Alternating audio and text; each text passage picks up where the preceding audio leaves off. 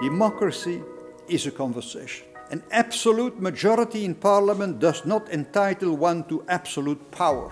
Conversation may disappear for populists. The language of moderation, which makes dialogue possible, is being replaced then by hate speech and enemy thinking. In a dialogue, one respects the other as a human being. Otherwise, there is no dialogue.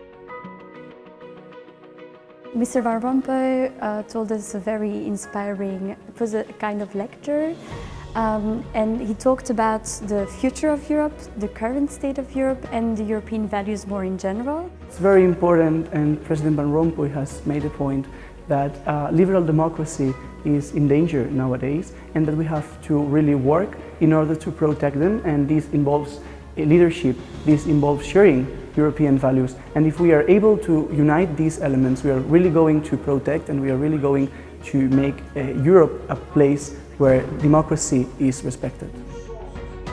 President Rompuy has presented several points, but according to me, the most significant and important point is the values of solidarity. There is no European Union without solidarity.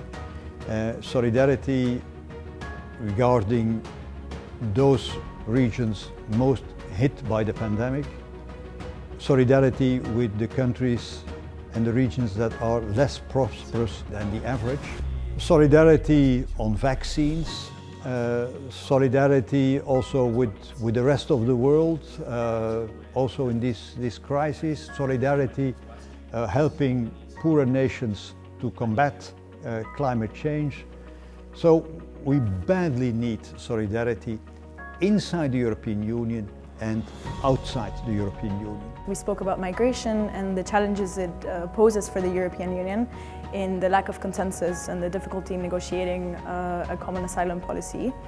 And we spoke about how the EU must be strong in its neighborhood in order for it to have a strong geopolitical role in the world.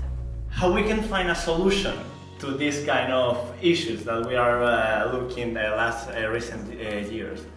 The College of Europe is also an existential exercise. You are living with young men and women of 30, 40 nationalities, speaking different languages.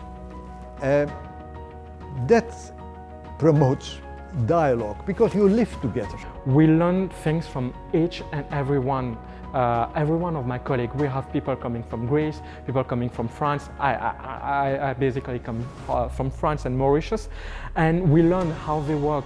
And later, when I'll be having a meeting, for example, with a Greek or with a Polish, I will automatically learn and know how they expect the meeting or the reunion to go, and that is also very, very significant. You learn values by doing, not just by reading textbooks about openness, about dialogue, about democracy. It's on the spot, it's life.